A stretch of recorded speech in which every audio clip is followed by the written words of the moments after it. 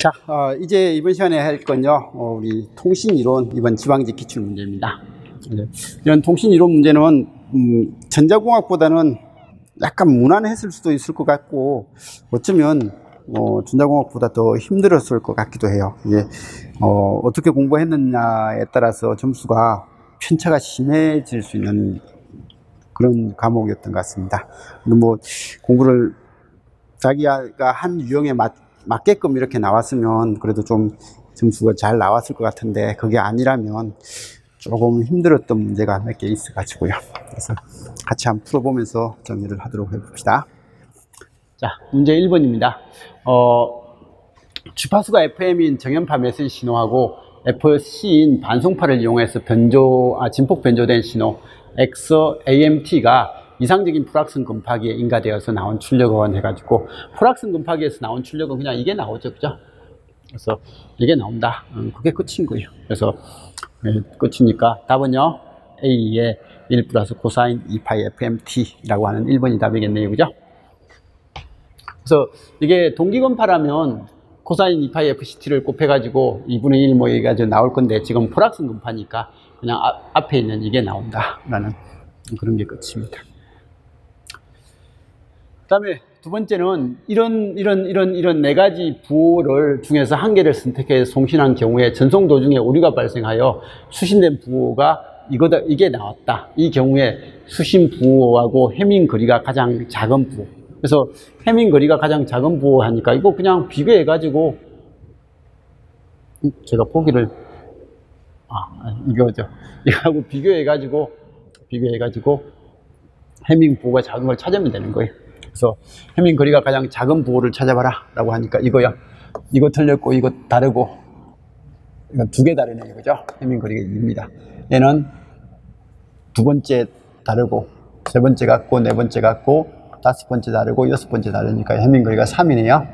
그 다음에 이거 같은 경우에는 두 번째 다르고, 그 다음에 네 번째 다르고, 다섯 번째 다르고, 여기까지 다르니까 해밍 거리가 4예요.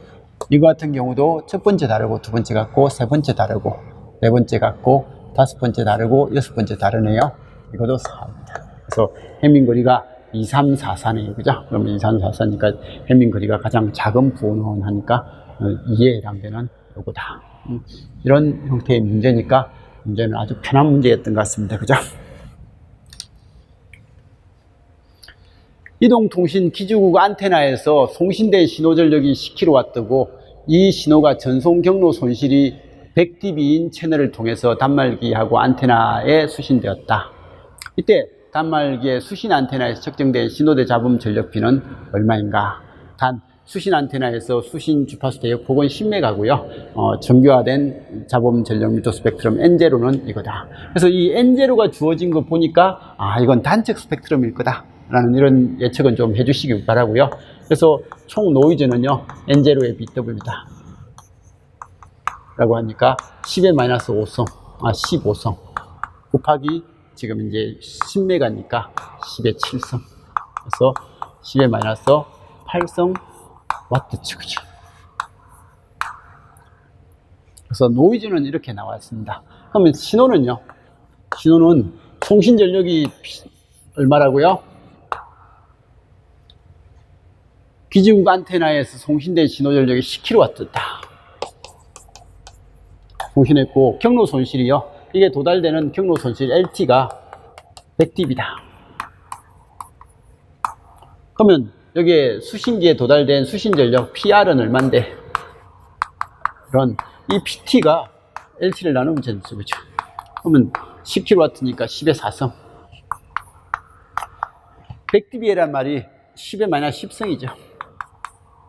그래서 10의 10성이죠. 손실량이 10의 10성이고 곱하면 10의 마이너스 10성이고, 그래서 얘는 10의 마이너스 6성 와트죠, 그죠? 그러면 신호는 10의 마이너스 6성이고요. 노이즈는 10의 마이너스 8성이니까 SMB는요 100 빼고, 이게 데시벨로 고치면 20dB 해가지고, 만일에 dB로 물어봤으면 답은 20dB일 거고요. 이건 배율로, 그건 특별한 말이 없으니까 B를 물어봤으니까 B는 100배일 가능성이 더 많은 거죠. 그죠? 그래서 DB는 했으면 답은 20으로 가면 되겠죠. 그죠?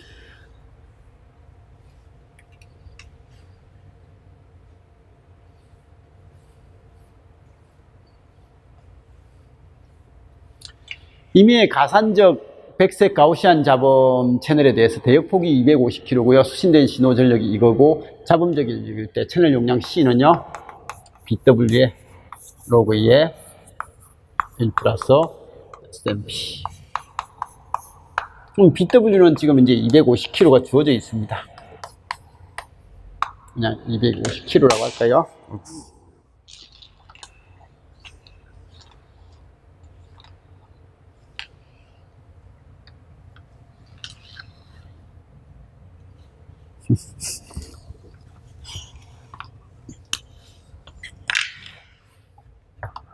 (250km) 그리고 로그 2에 1 플러스.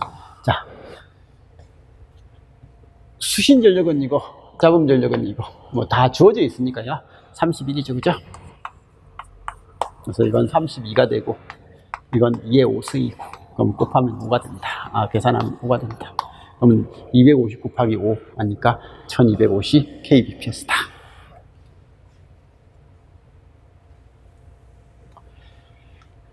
데시벨 문제가 꽤 많이 나왔네요, 그죠? 그래서 지금 몇 문제 안 푸는데도 데시벨 문제가 많네요.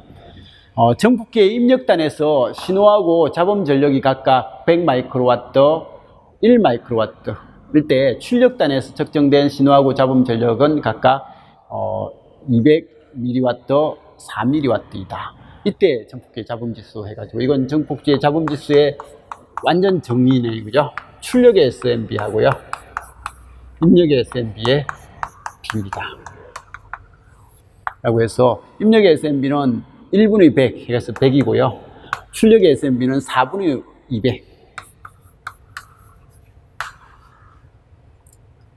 해가지고, 얘는 얼마요? 동그라미 이렇게 계산을 하면 이게 2가 되나요? 그래서 2가 됩니다 라는 것 정도는 봐주시기 바라고요.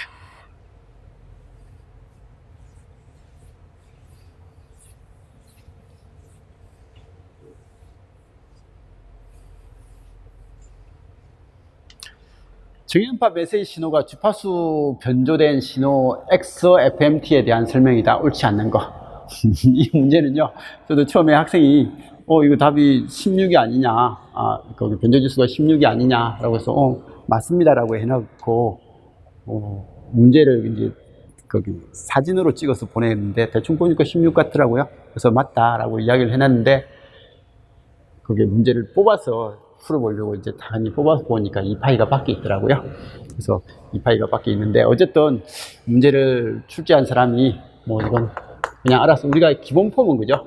코사인 2파이 곱하기 91.9 곱하기 10의 6성 t 더하기, 이게 2파이가 여기 곱해지면 16 곱하기 2파이 의 사인 2파이 곱하기 4 곱하기 10의 3성 t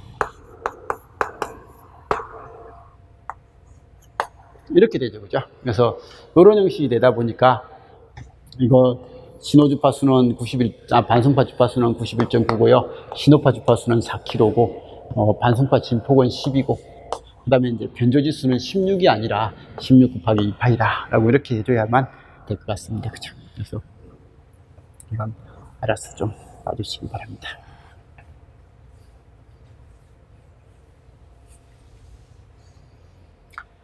최대 주파수가 4kHz인 아날로그 기저대역 신호를 PCM 디지털 신호로 변환할 때 나이키스트 율로 하면 8kHz고요. 이건 F 나이키스트 율을 만족할 때죠, 그죠? 근데 오버샘플링을 했습니다. 1.5배의 속도로서 표본을 했다. 그래서 오버샘플링을 했으니까 곱하기 1.5 하니까 샘플링 주파수는 지금 이제 12kHz가 되는 거예요. 그래서 샘플링 주파수가 12kHz가 되더라. 그 다음에 변환된 PCM의 디지털 신호를 왜곡 없이 실시간으로 전송하는 데 필요한 신호 전송률의 최소 전송률은 뭐냐라고 되어 있습니다. 그래서 샘플링 주파수가 10kHz고 표본당 8비트가 됐으니까 그러면 RB죠, 그죠? 비트 전송률은 12K 곱하기 8. 그래서 이건 96kbps다. 라고 하는 뭐 이런 형태의 전송률로서 보내지더라.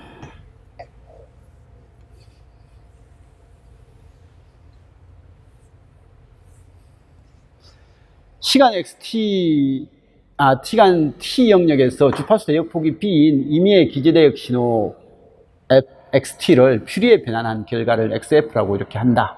그래서 xt가 되고요. 이걸 퓨리에 변환하면 xf다. 이때 yt가요, 요렇게 이야기를 했다. 그죠? 이걸 퓨리에 변환한 결과는 어떻게 되냐라고 그렇게 이야기를 했습니다. 그래서 yt는요, xt에다가 2의 j2πfct, xt에다가 2의 -j의 2πfct. 그래서 이런 형태가 되고, 그러면 이렇게 됐을 때 이걸 퓨리에 변환한 yf가 어떻게 되는데 라고 하니까 이거죠.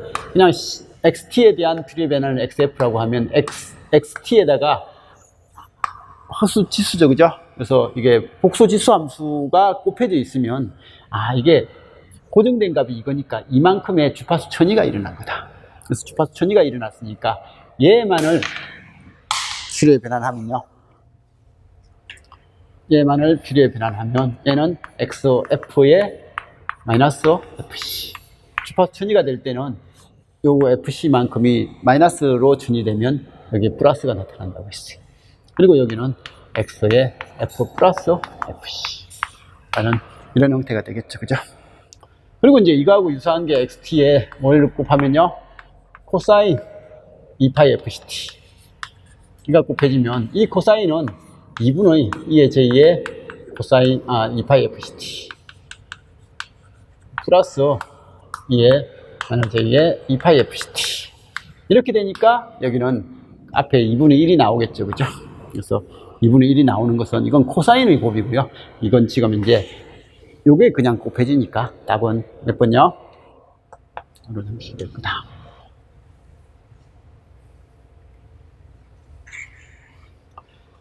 시간 t 영역에서 그림의 주기 신호 xt를 주파수 영역으로 변환했을 때 주파수 영역에서 나타나는 직류 성분의 크기로서 옳은 것은 뭐냐라고 그렇게 이야기했습니다. 직류 없다. 맨날 했던 문제죠, 그죠? 그래서 맨날 했던 직류 없다. 자, K개의 이진정보 비트의 블록을 이용해서 N개의 이진 비트 블록으로 이루어진 부호를 생성하는 NK의 이진 선형 블록 부호로 채널 부호화를 할 때 이 부호에 대한 설명이 다 옳지 않은 거. 그래서 NK 채널 부호화의 기본 형식이죠, 그죠? 그래서 부호율은요, N분의 K다. 잉여 비트의 수는 N-K가 잉여 비트의 수의 형식이 되겠죠, 그죠? 그래서 이런 것들 좀 봐두시고요. 부호의 고정된 위치에 K개의 비트가 정보 비트 블록과 항상 일치하는 경우에 이건 조직적인 부호화다라고 그렇게 이야기를 한다. 그래서 이게 뭐요?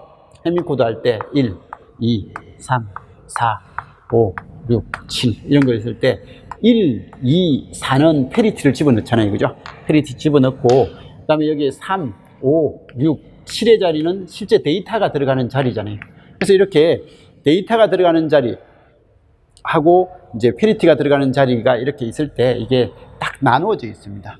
그리고 우리 이제 이런 해밍 코드에서 데이터가 들어가는 자리 뭐 이렇게 M3, M2, M0, M1, M2, M3, 페리티 1, 페리티 2, 페리티 3 이렇게 적은 것은 여기는 항상 뭐가 들어가는 자리고요, 메시지가 들어가는 자리고 여기가 항상 페리티가 들어가는 자리잖아요, 그죠? 그래서 이렇게 메시지가 들어가는 자리하고 페리티가 들어가는 자리가 딱 구별될 수 있는 이런 형태의 부호화를 뭐 조직적인 부호화라고 그렇게 이야기를 한다라는 그런 이야기인 것 같습니다, 그죠? 최소 해밍 거리가 3인 74 이진 선형 블록 부호는 1비트의 오류를 정정할 수 있고, 그러니까 D민이 3이면 그죠? 주어지면 오류 검출, 항상 이런 문제가 나오면 검출 가능하냐 정정 가능하냐를 잘 봐야 되는데, 가능 비트 수는 얼마요? 이건 D민 빼기 1. 오류 정정 가능 비트 수는 이건 두 가지다. D민이 홀수일 때 짝수일 때에 따라서 2분의 D민 빼기 1 하니까 이건 홀수일 때, 이 값이 홀수가 될 때는 이렇게 하고, 그 다음에 짝수가 될 때는 이건 2분의 D민 빼기 2, 이런 형식을 사용을 하더라 라는 것 정도는 좀 봐두시면 좋을 것 같습니다. 그죠? 근데 지금은 D민이 3이니까 검출 가능한 비트 수는 2비트, 정정 가능한 것은 3 빼기 1 나누기 2가 하니까 1비트, 이렇게 하는 거고. 그래서 항상 이런 문제가 나오면 D민이 나와서 오류를 정정하는지 검출하는지 이걸 잘 보고 이 개수가 맞는지 이런 거 따져주는 연습. 수신된 부호에 최소 해밍거리 이상의 오류가 발생한 경우에 항상 오류 발생 여부를 정확히 판정할 수 있다라고 하는데, 이게 최소 해밍거리 이상이 아니라 이하가 이렇게 되면 오류 발생 여부는 정확하게 판단할 수 있죠. 그죠? 그래서 이렇게 된다.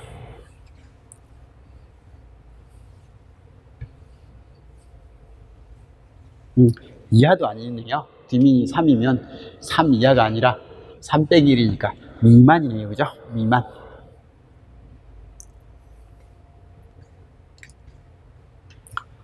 자,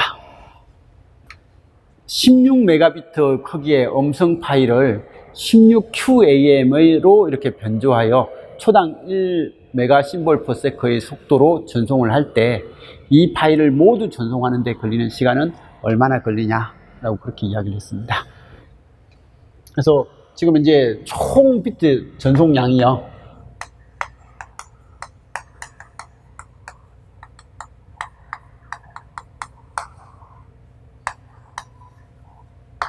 메가비트입니다. 근데 지금 이제 우리가 음성 파일을 16QAM으로 변조하여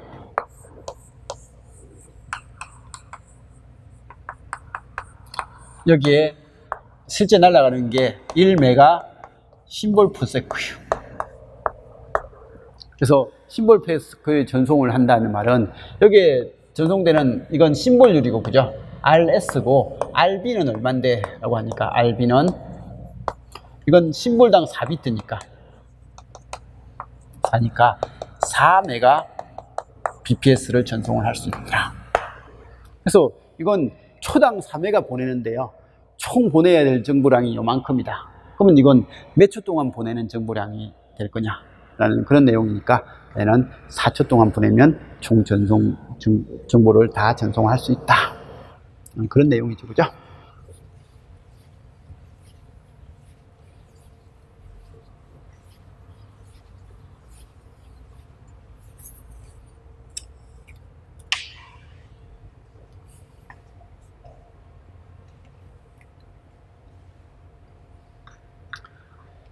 자, 이건 뭐 모의고사 때도 바로 했던 형태인데, 시간 t 영역에서 각 주파수 오메가가 제로이고 임의의 위상 세타를 갖는 신호 xt가 2 사인 오메가 제로 t 플러스 세타의 자기상관함수. 자기상관함수는 일단은 세타에 무관하다, 그래서 세타 안 나타나야 된다고 했고, 자기상관은 무조건 코사인이 나온다 라고 해서 답은 이 둘 중에 하나다 라는 것 정도는 알면 더 좋을 것 같고요. 이제 정확하게 풀면 그냥 되는 거죠. 그죠? 그래서 xt가 2 사인 오메가 제로 t 플러스 세타다. 그러면 x t 플러스 타우는요, 2 사인 오메가 제로 t 플러스 타우 플러스 세타다.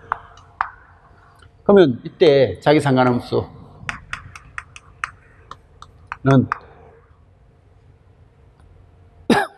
뭐가 된다고요? xt하고 x의 t 플러스 타우의 곱에 주기 신호니까 주기적분하고 주기로 나누는 거. 이게 자기 상관함수의 정의가 될 거고, 그러면 이 정의에 맞춰서 t분의 1에 0부터 t까지 이거 곱하면요, 얘는 2 사인 오메가 0 t 플러스 오메가 0 타워 플러스 세타 라고 하니까, 이거 하면 4에다가 사인 곱하면 2분의 1에 마이너스 2분의 1에 할까요? 마이너스 2분의 1에 코사인 두 개 더하면요, 2 오메가 0 t 오메가 0 타우 플러스 2 세타 빼기 두 개 빼면요, 이거 빼기 저거 했다고 하면 그냥 오메가 0 타우인가요? 코사인 오메가 0 타우, 이런 형식이 되더라. 근데 이런 주기신호는요, 주기적 분하면 무조건 0이 된다고 하니까 0이고요. 그러면 마이너스 하고 요 마이너스 없애주고 2 하니까 얘는 t분의 1에 2 코사인 오메가 0 타우, 이건 t 함수가 아니니까 적분관 밖으로 나가고 0부터 t까지 1의 dt 하니까 이게 t가 되더라. dt 약분해서 나오는 건 2 코사인 오메가 0 타우다 라고 했던 이 자기상관함수 구하는 형태입니다. 그죠? 그래서 자기상관함수를 이렇게 구하더라 라는 것 정도만 그냥 알고 있으면 됩니다. 그래서 이 정도만 하는 거고, 그리고 이제 이걸 몰라도요, 어쨌든 자기상관함수는 같은 거 두 개 곱해서 나타나더라, 자기 거 두 개 곱하더라, 그럼 사인 곱하고 코사인 곱하면 무조건 코사인 나오더라. 자기상관함수는 코사인이고, 우리 맨날 곱할 때 이런 거 진폭에다가 2분의 1 되는 거 아니까 2 곱하기 2 곱하기 2분의 1 하니까 2가 나와야 되겠네, 그래서 답이 2번이 될 수밖에 없겠구나, 이런 생각은 좀 하고 봐주시면 되는 거고요. 이 자기상관함수도 나오는 파트가 좀 어려운 파트에 있는 내용일 뿐이지, 실제 시험 문제가 나오면 아주 편하게 나올 수 있는 문제들입니다. 그래서 통신도 가능하면 전범위를 다 봐달라고 하는 이유가요, 뭐 어떤 학생들이 이건 잘 나오냐 안 나오냐, 뭐 잘 나오는 거 위주로 하고 싶다라고 하는데, 제가 그걸 시험 출제자를 어떻게 알겠습니까? 그죠? 그래서 모르니까 저는 가능하면 많은 걸 보여주려고 이렇게 이야기를 하면서 문제를 푸는 거거든요. 근데 이제 이런 문제들 같은 경우에는 한번 듣고 이런 게 있었지라고 알고 문제에 접근하면 다 풀 수 있는 문제예요. 그런데 이게 들어본 적이 없는 사람들은 이런 걸 못 푼다는 거죠. 그래서 이런 거니까 범위가 깊게 들어갔다고 해서 문제가 어려운 건 아닌 이런 형태가 많이 나오거든요. 그래서 범위가 깊어도 그냥 이런 게 있구나, 그래서 한번 다 듣는데 일단 좀 초점을 맞춰서 해보시기 바라고요. 그래서 이번에 공무원 대비반으로 통신을 하게 되는데, 그때 이런 주제들을 그냥 해가지고 어쨌든 주제에서 간략한 내용 정리하고 문제 쭉 풀어내고 하는 그런 형식으로 지금 해나갈까 생각 중입니다. 주제를 한 45개를 잡았는데 다 해낼지는 모르겠습니다. 시간이 다 될지는 모르겠고, 시간이 많이 안 되면 이제 할 수 있는 데까지 해서 마무리 지을까 생각 중입니다. 자, 13번입니다. XT는 시간 T 영역 신호고, 정압 필터의 전달 함수 HT가 T의 T 빼기 T일 때 T가 0부터 T 사이에 정압 필터의 출력 해가지고 나와 있습니다. 그래서 이거 맨날 이야기했던 그 정압 필터입니다. 이것도 시험에 일단 빠질 수 없는 주제 중에 하나죠. 그죠? 빠질 수 없는 주제 중에 하나니까 봐두시고요. 지금 XT가요,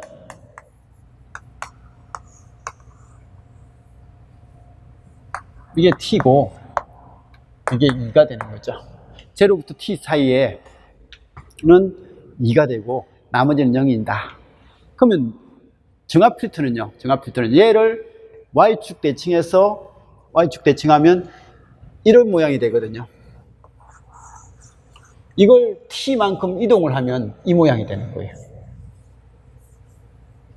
이게 H의 T-T인 거예요. X. 이게 HT인 거예요.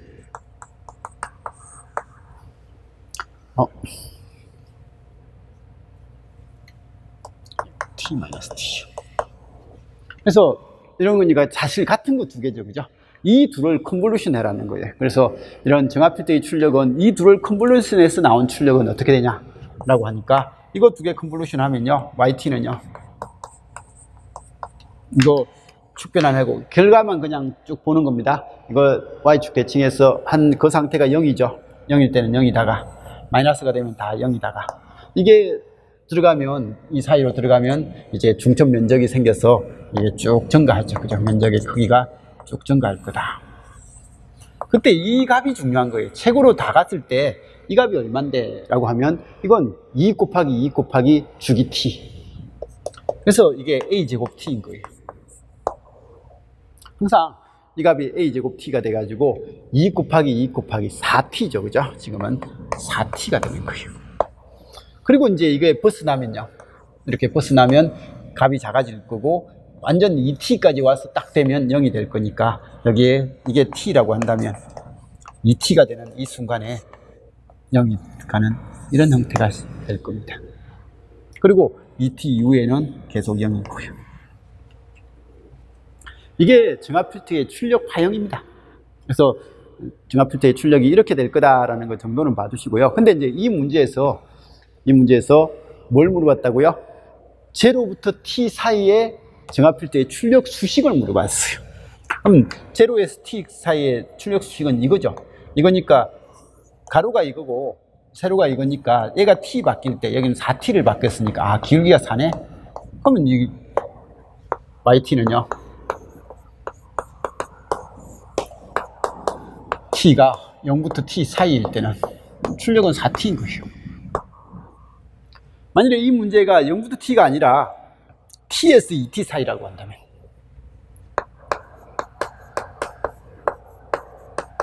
이건 y절편이 얼마예요? 이게 4t니까 8t가 되겠죠.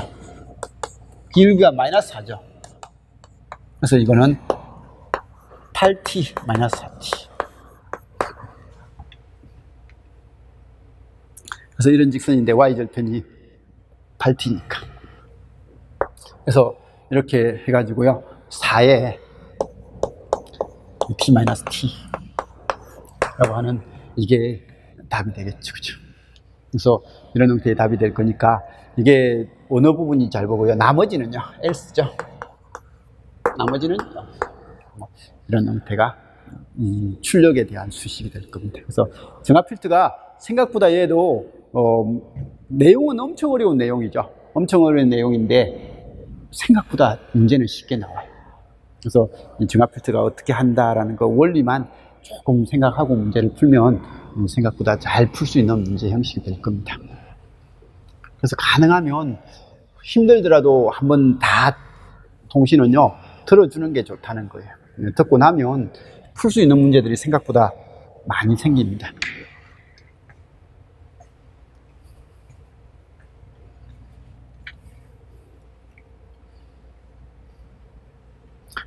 자, 직교 주파수 분할 다중화에 대한 설명이다. 옳지 않은 것은 뭐냐라고 이야기를 했습니다. OFDM이죠. OFDM도 뭐 시험 주제에서는 항상 나오잖아요. 그죠? 동일 주파수 대역폭을 사용할 때 OFDM은 FDM과 비교하여 주파수 스펙트럼 사용 효율이 높더라. 그래서 FDM은 뭐니까 이게 보호 대역을 사용을 해야 되는 이런 통신이다 보니까, 그죠? 통신인데 반해서 OFDM은요, OFDM은 이건 보호 대역 자체가 필요 없는 스펙트럼이 겹치기까지 하는 이런 형태가 하니까 스펙트럼 사용 효율이 아주 높더라. 그래서 이 OFDM하고 FDM하고 OFDM, MCM 같은데 OFDM의 특징이 이제 이런 거다. 두 반송파 개수가 증가하면 증가할수록 PAPR이 여지 커지죠, 그죠? 평균 파워하고 피크 파워의 비율도 커지더라. OFDM 심볼 사이에 보호 구간을 두고 전송을 하면 ISI 문제를 해결한다 라고 해서 이건 뭐야? 가드 밴드죠. 보호 대역인데 이 보호 대역은 이제 심볼 사이가 아니라 주파수 사이고요. 여기는 주파수가 겹칠 수 있으니까 보호 대역을 안 씁니다. 그에 반해서 OFDM 심볼을 만들고, 그죠? 이 심볼이 만들어지면 심볼의 크기를 전체를 쓰는 게 아니라 심볼은 요만큼만 쓰고 요만큼은 가드 인터벌을 쓰죠. 그죠? 그래서 가드 인터벌을 쓰고, 이 가드 인터벌의 바깥쪽에 있는 이 뒤쪽에, 심볼의 뒤쪽에 있는 걸 복사해서 여기 쓰면 이걸 사이클릭 프리픽스다라고 해서 CP라고 하는 이야기를 쓴다고 했습니다. 그래서 이 CP를 사용을 하면 OFDM에서 심볼 간 간섭이라든지 캐리어 간 간섭까지 해결을 할 수 있다라고 해가지고, 보호구간, 가드 인터벌을 사용하면 ISI 해결된다. 맞는 거고요. 그 다음에 CP를 위해서 하면 ISI하고 ICI까지 해결을 할 수 있다. 이 GI만 쓰면 요것만 해결되고 얘는 해결 안 되는데, CP를 쓰면 이 두 개를 모두 해결할 수 있다 라고 이야기했고요. OFDM은 FFT를 이용하여 복조함으로 반송 주파수 오차에 따른 수신 성능 변화가 없더라 라고 되어 있는데, 이게 OFDM은 FFT를 이용해서 복조를 하니까, 이건 이까지는 맞죠, 그죠? IFFT를 이용해서 변조를 하고 FFT를 이용해서 복조를 합니다.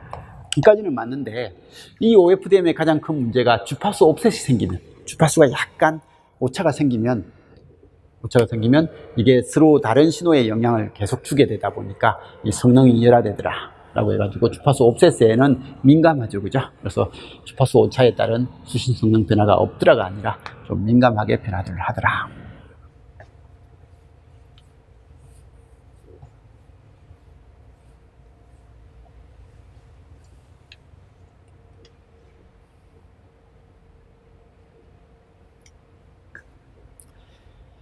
자, 셀룰러 이동 통신 시스템에서 주파수 배치가 같은 클러스터들이 서로 중첩되지 않도록 반복 배치되는 주파수 재사용 기술에 대한 설명이다. 옳지 않는 거. 그래서 우리는 이 문제가 약간의 피셋 같은 문제인 것 같아요.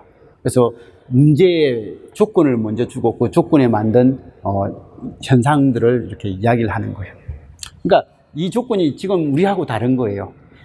서로 다른 주파수를 사용하고 크기가 같은 N개의 정육각형 셀이 서로 중첩되지 않게끔 배치된다 라고 해가지고, 우리가 육각형 셀 뭐 대충 그리면 이거니까, 그죠?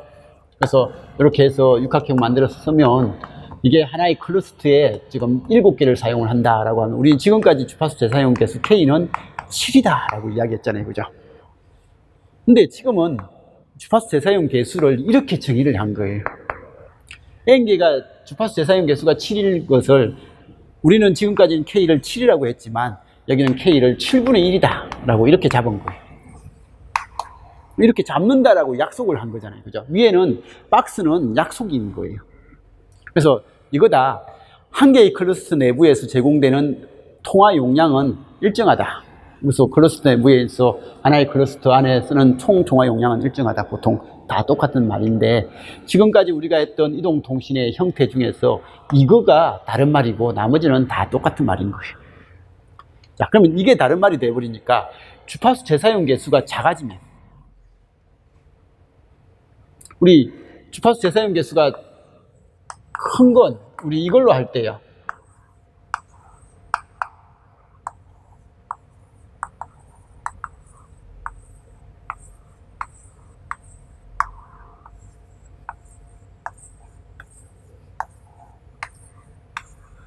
주파수 재사용 개수를 4를 쓰는 시스템도 있다고 했잖아요, 그죠? 4에서는 여기 썼던 주파수 1, 2, 3, 4 하면 또 1, 2, 3, 4 또 쓴다고 했어요. 그래서 또 쓰는 거니까 여기서 여기까지, 여기 썼던 주파수 여기서 또 쓰면 이게 동일 채널 간섭입니다.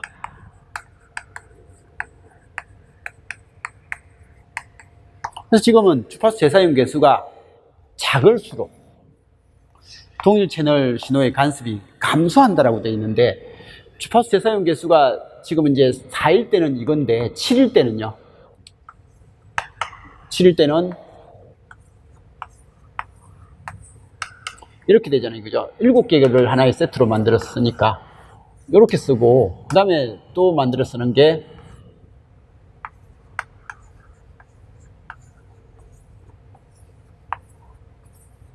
이렇게 쓰니까, 뭐 여기에 썼던 거 여기 또 쓰니까 이렇게 쓰겠죠, 그죠?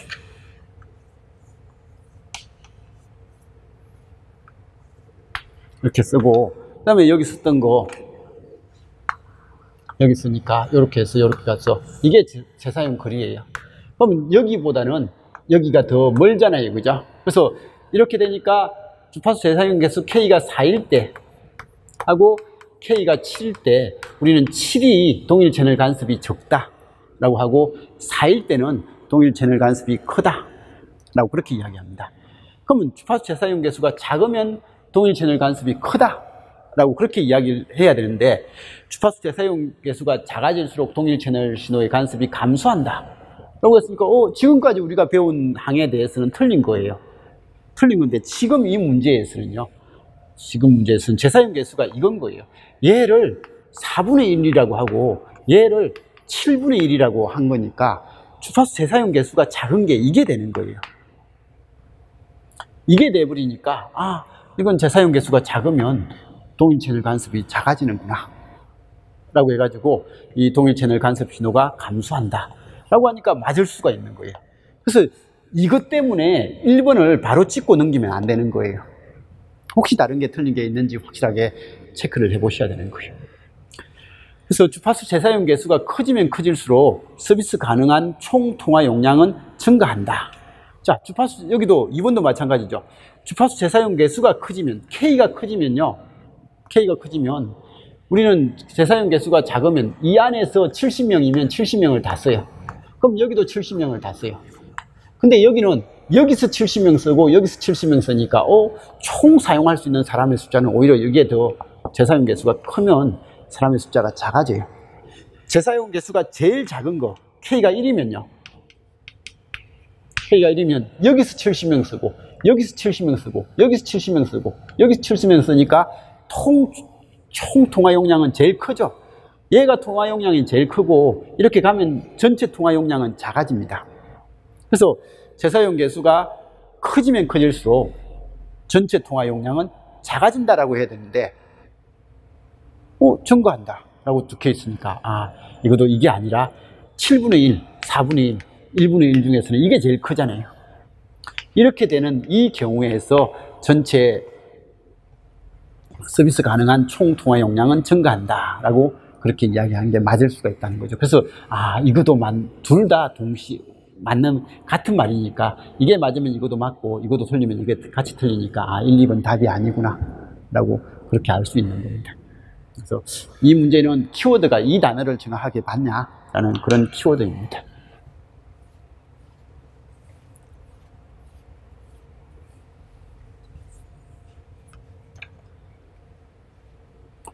FDMA나 또는 TDMA를 이용한 셀룰러 이동 통신 시스템에서는 주파수 재사용 기술을 적용할 수 없다. 이건 말이 아니고, 그죠? 이건 엄청 많이 쓰고 있는 시스템을 형태죠, 그죠? 그래서 적용할 수 없다. 말도 아닙니다. CDMA를 이용한 셀룰러 이동 통신 시스템에서 주파수 재사용 개수는 1이다. 라고 하는 거. 이건 재사용 개수가 1인 CDMA. FDMA나 TDMA에서는 이걸 많이 썼다고 했죠, 그죠? 그래서 이런 형태다. 자. 16번에 엔트로피에 대한 설명이다. 옳지 않는 거. 모두입니다. 그죠? 그래서 엔트로피는 이진 엔트로피의 그 형태는 일단 이거예요. 이게 엔트로피고요. 이게 확률이라고 한다면 확률이 2분의 1일 때가 엔트로피가 최대가 되고, 그죠? 1이나 0에 가까우면 이 엔트로피는 0으로 가더라. 라고 해서 일단 엔트로피에 대한 문제를 접근을 하려면 일단 먼저 이걸 기억을 해 두시기 바라고요. 그리고 엔트로피 옳지 않은 걸 물어봤습니다. 그래서 HX, HY는 각각 확률 변수 XY에 대한 엔트로피고, HXY는 결합 확률에 대한 결합 엔트로피고요. HX 기본 Y는 조건부 엔트로피다. 자, 일반적으로 X하고 Y가 동시에 일어날 확률은요, 확률에 대한 엔트로피는 X의 엔트로피하고요, X가 일어난 상태에서 Y가 일어나는 Y의 엔트로피에 조건부 엔트로피를 더한 거다라고 해서 이런 XY는 HX 더하기 H의 Y 기본 X. X가 존재한 상태에서 Y가 발생하는 엔트로피하고요, 이 X 엔트로피의 그 관계가 X하고 Y의 전체 엔트로피다. 결합 확률에 대한 엔트로피다. 그리고요, 엔트로피는 X의 엔트로피하고요, Y가 발생했을 때 X의 엔트로피, X의 불확실성에 대한 엔트로피 중에서는 누가 더 큰데? 라고 하면 이건요, 그냥 상식으로 한번 생각해 보면 우리 이거 이론하면서는 문제 풀면서는 좀 봤습니다. 얘가 발생하는 확률이 0.5고요. 얘가 발생하는 확률이 0.5예요. 그러면 X에 대한 불확실성의 엔트로피는 1이에요. 그래서 HX는 1입니다.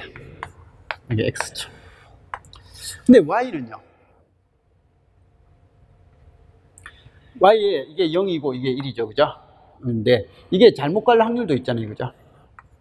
이게 0.9고, 0.9고 잘못 갈 확률이 0.1이라고 합시다. 그러면 이렇게 되면 여기는 0이 도달하면요, 0.5만큼 0이 만들어지니까 0.5 곱하기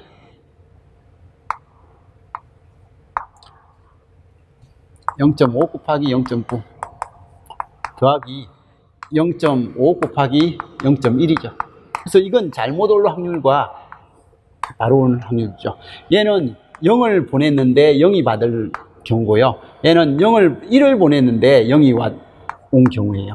그래서 보내주는 건 0을 보냈는데 0을 받은 거고, 이건 1을 보내줬는데 0으로 잘못 온 경우예요. 그러면 이거 합치면 이건 0.45고요. 0.05가 하니까 0.5예요. 그리고 얘는 0. 이걸 보냈는데 0을 보냈는데 잘못 와가지고 0. 하니까 0을 보냈는데 1로 수신하는 거고요. 그 다음에 1을 보냈는데 1을 수신한 거예요. 그래서 1을 보냈는데 1을 수신한 것도 이거 더하면 0.5예요. 그래서 이렇게 나와서 가지고 똑같은 형태일 것 같은데, 이때 이제 이 말이 무슨 말인지를 좀 기억을 하자고 했죠. 그죠? 이게 y 기본 x, x 기본 y라는 것은 내가 출력의 y를 받았을 때 x에 대한 불확실성, 보내준 것에 대한 불확실성입니다. 그러면 나는 출력에 0을 받았다. 0을 받았는데 그때 0을 보내줘서 0인지 1을 보내줘서 0인지는 이건 얼마가 되는 거예요? 0을 보내줘서 0은 내가 받은 것 중에서 요만큼이 0을 보내줘서 0이잖아요. 그러면 이 지금 조건부 확률에 해당되는 이 확률이 0.5분의 0.1이 되는 거예요.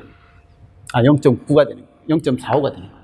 그래서 지금 확률이 0.5분의 0.45인 0.9가 돼버려요. 0을 정확하게 수신할 확률. 그리고 1을 잘못 수신할 확률은 0.5분의 0.05가 돼가지고 0.1이 되는 거예요. 그러면 얘의 엔트로피는요, 여기 있어요. 0.9에 대한 엔트로피도 여기 있고요. 0.1에 대한 엔트로피도 여기 있으니까 이 엔트로피에서 이 엔트로피로 엔트로피가 줄어드는 거예요. 그래서 출력에서의 받은 신호에 대한 모호도는 이렇게 감소하게 됩니다. 그래서 감소하게 되니까 이 원래 신호가 가지고 있는 엔트로피에서 출력에서 내가 받은 값에서 입력에 대한 모호도는 보내주기 전에는 엔트로피가 엄청 컸거든요. 그런데 받은 상태에서는 엔트로피가 작아지는 거예요. 그러면 작아지니까 이 작아진 것만큼을, 이 차이만큼이 실제로 내가 그 정보를 전송한 양이 되는 거예요. 그래서 정보 전송량은 얘 빼기 얘가 되는 거예요. 그래서 얘 빼기 얘가 되는데, 이게 이 이야기를 수업하면서 이론하면서만 했지 문제 풀면서는 잘 그게 다른 별 문제까지는 했는데 모의고사 하면서는 이 이야기를 잘 안 했던 것 같습니다. 그래서 좀 그런 거고요. 그래서 2번은 틀렸습니다. 그 다음에 HX는 0 이상의 값을 갖는다. 엔트로피는 0보다 작은 건 없습니다. X, Y가 서로 독립인 경우, 서로 독립이면 이 HXY는 원래 HX 플러스 HY 기본 X거든요. 근데 X가 난 상태에서 Y하고, X가 먼저 나고, 그 다음에 X가 난 상태에서 Y가 날 때의 엔트로피거든요. 근데 이 엔트로피인데, 이때 이게 독립이 되면 X가 먼저 나오든 상관없습니다. 그냥 Y가 나오는 거예요. 그래서 X 엔트로피하고 Y 엔트로피의 합이 그냥 이 독립일 때 전체 엔트로피, 결합 확률의 엔트로피가 된다 라고 하는 것은 알 수 있는 거고요. 답이, 이 문제가 조금 힘들었던 문제일 것 같습니다. 자, 17번입니다. 8QAM의 신호 성상도에 나타나는 신호 점 위치의 좌표가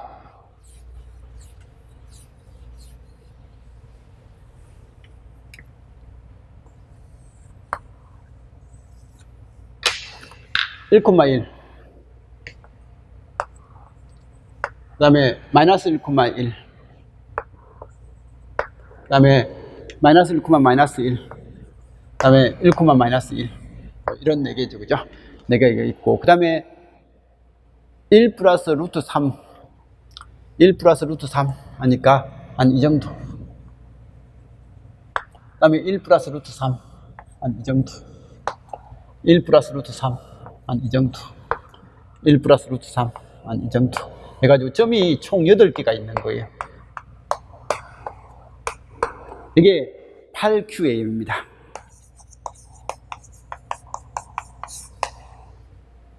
이런 형태일 때 심볼의 평균 에너지, 그럼 심볼의 평균 에너지를 이야기할 때 여기는 8개를 다 해보는 게 아니라 이거하고 이거의 평균값이 전체 평균하고 같잖아요. 그죠? 그래서 이 2개만 전력을 구하고 에너지를 구해서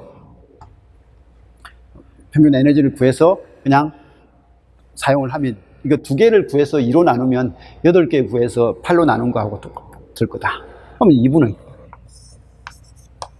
그죠? 2분의 여기서는 하나의 심볼 주기는 T다라고 했어요. 에너지를 물어봤으면, 전력을 물어봤으면 이게 그냥 하면 되는데 이 T가 1이다 라고 가정을 하고 해야 될 것 같습니다. 그럼 이 크기는 얼마요? 루트 2거든요. 루트 2의 제곱. 에너지를 구하니까 신호의 제곱이니까 2. 그 다음에 이 크기는 얼마요? 이게 1이고 루트 3이니까 1 플러스 루트 3의 제곱 1의 제곱 루트 3의 제곱 2 루트 3 뭐 이렇게 되나요? 이거 4 2 루트 3 그래서 4 플러스 2 루트 3 하니까 6 플러스 2 루트 3이니까 나누면 3 플러스 루트 3.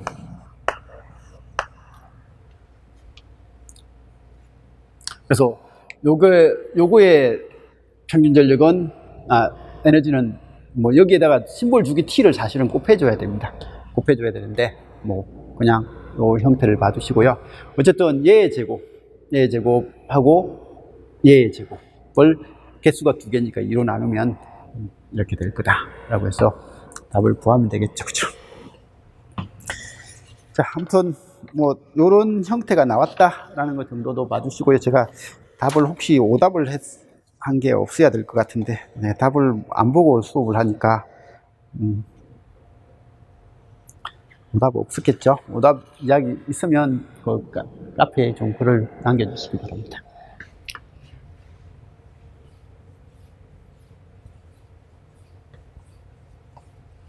학생이 있으면 답을 체크해 줄 건데, 그죠? 학생이 없어가지고. 자, 18번입니다.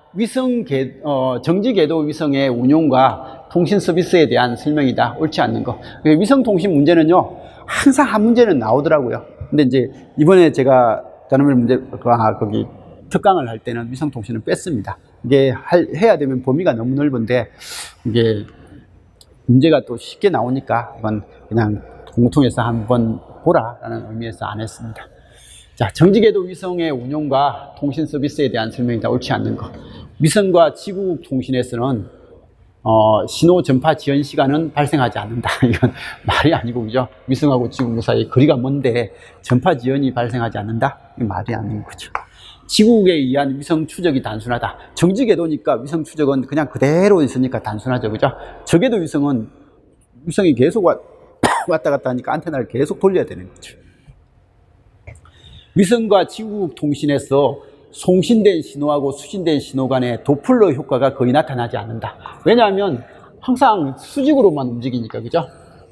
그래서 이렇게 움직이고 같이 움직이니까 도플러 효과가 거의 없다. 내적으로 와야, 도플러 효과는 이렇게 와야만 효과가 발생하니까. 120도 간격으로 분리된 3개의 위성을 사용하여, 이게 적도 상공에 있다 보니까 여기 해서 하면 이 극지방, 북극하고 남극을 제외한 전 세계를 통신할 수 있게끔 하더라. 지구 전체를 통신할 수 있게끔 하더라라는 그런 내용도 하나 있었죠, 그죠?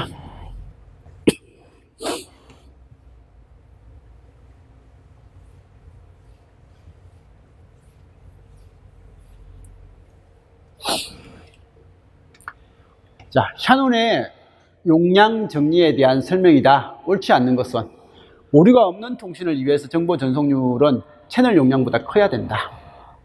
그래서 우리가 오류 없는 전송률은요, 채널 용량이 지금 이제 C고 정보 전송률이 R이라고 하면 C가 더 커야만, 채널 용량이 더 커야만 오류 없는 전송이 되고, R이 더 커지면요, 이건 오류 없는 전송을 회피할 수 없다. 그러면 오류가 없는 통신을 위해서 정보 전송률은 채널 용량보다 커야 한다. 이건 틀렸죠, 그죠? 신호대 잡음 전력비가 증가를 하면 채널 용량도 증가한다. C는 로그 2에 1 플러스 SN이니까 얘가 증가하면 채널 용량도 커진다. 당연한 거고요. AWGN 채널에서 채널 용량을 추정할 수 있고요. 그 다음에 채널 대역폭을 증가시키면 수신된 신호대 잡음 전력비는 감소한다 라고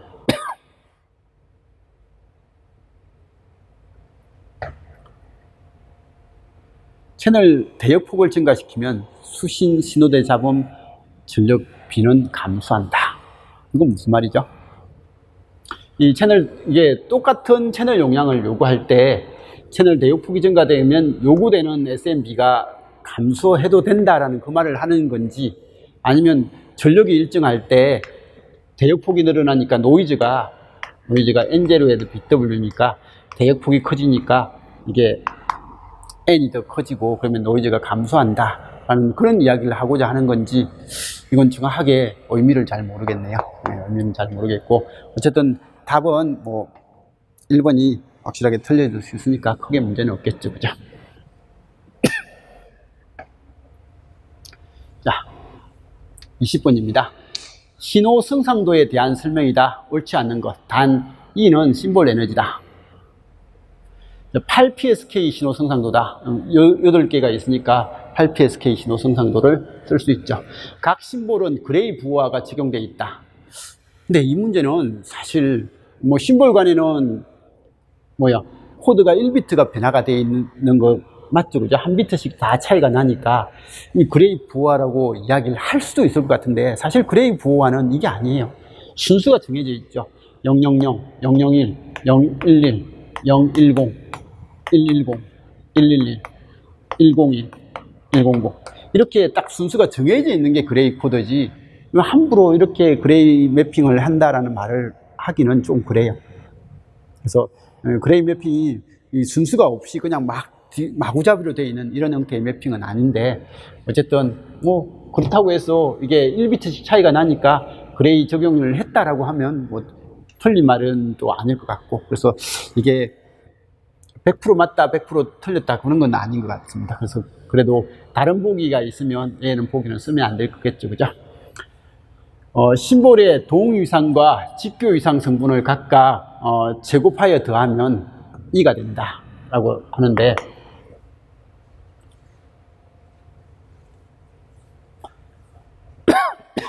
이건 QPSK 형식에서 어쨌든 이렇게 되잖아요. IT에 코사인 오메가 제로 코사인 오메가 T 플러스 QT에 뭐 사인 IT는 A 뭐 O라고 할까요? 사인 오메가 제로 T, 그 다음에 QT는 AE에 사인 오메가 제로 T, 코사인 오메가 제로 T, 뭐 이런 형태가 되잖아요, 그죠? 그래서 이게 동이상 인페이지 하고요, 쿼드러츠 성분을 각각 제곱하여 더하면, 이걸 제곱하고 이걸 제곱하고 하면 이거의 제곱 더하기 이거 제곱, 이거 Q 신호고 I 신호니까 이거 제곱해서 더하면 이거죠. 얘는 루트 뭐 IT하고 의 제곱 플러스 QT 의 제곱, 뭐 이런 형식이 될 건데, 어쨌든 이 크기가 제곱하여 더한 거예요. 제곱하여 더해서 더하면 2가 된다 라고 하는데, 이게 심볼 에너지 2가 된다 라는 그런 형태가 된다, 뭐 그 이야기를 하는 거고, 그게 요건 거예요. 사실 여기는 PSK 관점이 아니라 QAM 관점에서 더 어울리는데, PSK일 때는 그 사진 뭐 이 정도 형태에서 관점이고, 그죠? 그래서 여기는 이거의 제곱 더하기 이거의 제곱을 해서 하면 이 크기가 된다라고 하고, 이 심볼 에너지는 이거의 제곱 더하기 이거의 제곱을 해서 루트를 하면 되는 형식이죠, 그죠? 그래서 이런 형태다라고 되는 겁니다. 자, 그리고 이진 PSK에 비해서 전송 대역폭은 절반이다라고 되어 있는데, 이진 PSK는 이진이고요. 얘는 8진이니까 3분의 1이겠죠, 그죠? 그래서 이건 확실하게 틀렸죠, 그죠? 그래서 얘도 루트가 들어가야 될 것 같기도 하고, 그죠? 제가 신호를 제곱해서 루트 시키고 하나의 심볼 주기를 곱해야 되면 에너지가 나오는데, 어쨌든 지금 이제 단순히 이렇게 질문을 한 거고요. 이거 같은 경우도 약간 좀 이상하고, 근데 답은 4번인 건 확실한 거죠. 그래서 확실한 것, 이런 식으로 될 겁니다. 그래서 문제를 풀어봐서 알겠지만, 문제가 그렇게 엄청나게 어렵다는 내용은 아닌데, 군데군데 약간의 실수를 할 수 있게끔 했던 문제들이 좀 있었던 것 같고, 어려운 문제도 한두 개 있었던 것 같고 해가지고, 지금 학생들 보면 어떤 친구들은 70점대, 어떤 친구는 뭐 95점 받았다고 90점대 이야기하는 친구들도 있고 막 그래요. 그런데 이게 조금 더 정확하게 한 사람들이 점수를 조금 더 받을 수밖에 없었던, 문제를 공부를 한 양에 비례할 수 있게끔 문제를 내준 것 같아요. 내준 것 같아가지고 아무튼 문제는 어렵지만 그래도 적당하게 잘 나왔던 그런 형태의 문제 같습니다. 자, 아무튼 이렇게 해서 우리 지방직 시험이 끝났습니다. 이제 각 지방마다 합격 컷이 다르다 보니까 어느 지방이 점수가 얼마다 예측하는 건 거의 불가능할 것 같아요.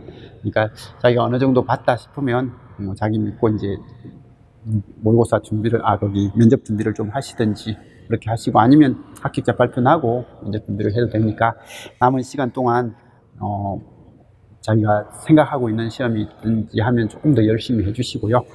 아니고 이게 끝이다라고 하시는 분은 이제 자기가 다른 자기 역량 개선에 조금 더 노력을 해주시면 좋을 것 같습니다. 아무튼 그동안 시험 준비하시느라고 고생했습니다. 자, 일단 여기까지 하겠습니다. 이상입니다.